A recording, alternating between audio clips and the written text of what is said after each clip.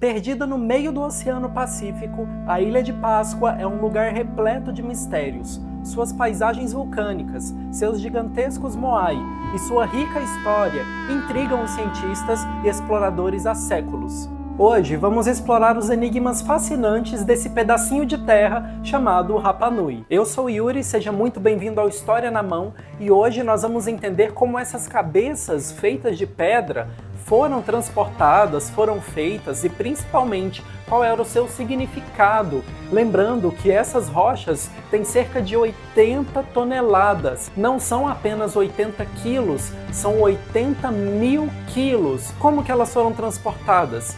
E qual o seu significado? Isso e muito mais agora no História na Mão.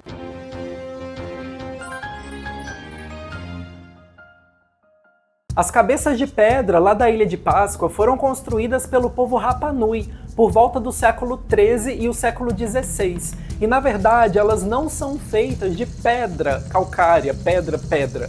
Elas são feitas de um tufo rochoso, que é uma pedra bem esponjosa, que é vulcânica. Então ela também é mais leve, mais fácil de se malear, de transformar naquilo que você quer. Ou seja, ela é mais fácil de esculpir. Elas foram esculpidas com ferramentas simples, com martelinho, com coisa do tipo.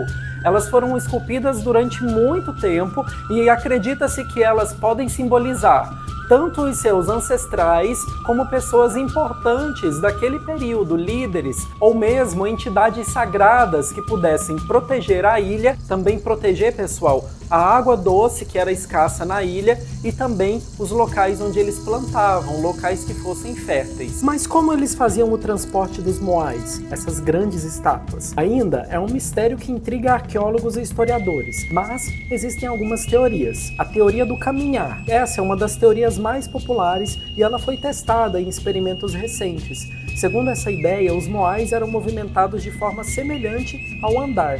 Utilizando cordas amarradas ao redor da estátua, um grupo de pessoas puxava, alternando o movimento e o balanço da estátua, fazendo com que ela caminhasse. Essa hipótese é baseada em relatos orais dos descendentes dos Rapa Nui e nas marcas de desgaste observado nas bases de algumas estátuas. Os moais, galera, tinham uma função de vigiar, de tomar conta de toda aquela sociedade, de vigiar quem vinha pelo mar e também vigiar, tomar conta de quem estava na terra. Eles tomavam conta e protegiam as casas, as aldeias e também os locais que eram férteis, que eram poucos na ilha. Locais onde eles faziam plantação, onde eles colhiam o alimento que aquelas pessoas comiam. Então, eles eram de muita importância, por isso eles precisavam ser protegidos. E os moais eram os protetores espirituais dessas unidades familiares e também desses locais onde eram realizadas as plantações. Cada moai e cada cabeça é diferente uma da outra,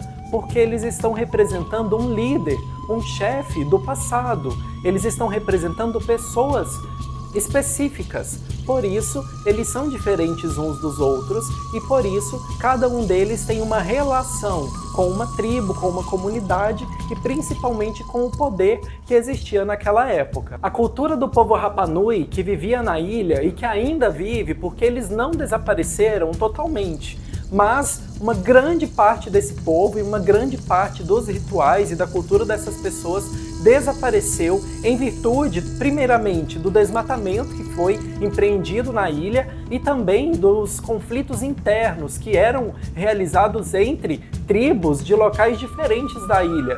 Esses conflitos, esse desmatamento fez com que houvesse uma grande falta de recursos naturais, que fez com que a população diminuísse ao longo do tempo. Inclusive, a superpopulação. Acredita-se que houve um pico de 15 mil pessoas vivendo na ilha durante certo período, e isso fez com que a maioria dos recursos naturais que existiam ali se esgotassem. A chegada dos europeus, pessoal, trouxe consigo um monte de doenças que fez com que esse povo sofresse e agonizasse com doenças que os seus corpos não estavam adaptados para poder receber. Então muitas pessoas morreram em decorrência disso, sem falar da aculturação, que são os movimentos religiosos que fizeram com que a religião original daquela terra se perdesse praticamente em troca do catolicismo, do cristianismo. Hoje, o que sobrou da ilha e dos moradores e da cultura Rapa Nui é tratado como patrimônio mundial pela Unesco,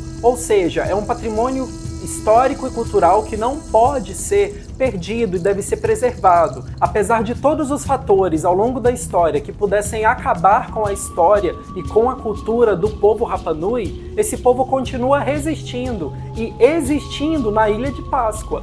Eles ainda mantêm os seus rituais, claro, não como era antigamente, alguns dos seus rituais, das suas práticas se transformaram ao longo do tempo, mas esse povo ainda continua existindo e vibrante ali no meio do Oceano Pacífico. Espero que você tenha gostado desse vídeo. Eu sou o Yuri, fico por aqui e até a nossa próxima história.